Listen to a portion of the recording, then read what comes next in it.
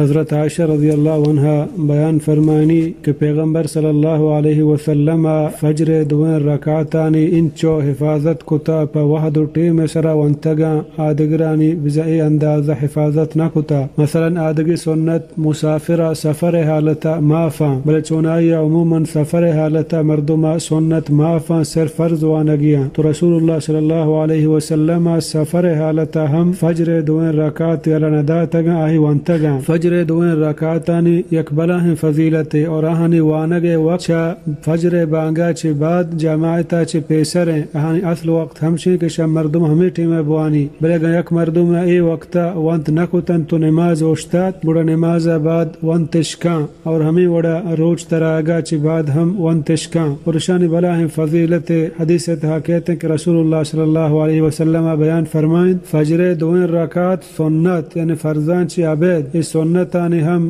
اجر و موز اللہ کر رسک مزن اہانی فضیلت کہ پیغمبر صلی اللہ علیہ وسلم بیان فرمائیں دوین رکعت اللہ نزدیک کا چا پورے دنیا اور ہر چی کی دنیا تاہا چا درستان چی بہتران بلے فجر دوین رکعت تی نیکی عملانی تہاں ایتی واسطہ ایرا قیامتا تی شاہی مگران کنا اللہ نزدیک کا چاہے درستان چاہے محبوب ترین چیز فجر دوین رکعت سنتا. و ہمیں وڑا فجر دوین رکعتان تہا سنت ہمشیں کے مردم اولی رکعتا چاہے الحمدہ چاہے بعد قل یا ایھا الکافرون بوانی اور دوہمی رکعتا قل هو اللہ احد بوانی. پرچک رسول اللہ صلی اللہ علیہ وسلم فجر سنتان تہا ہمیں وانتگن.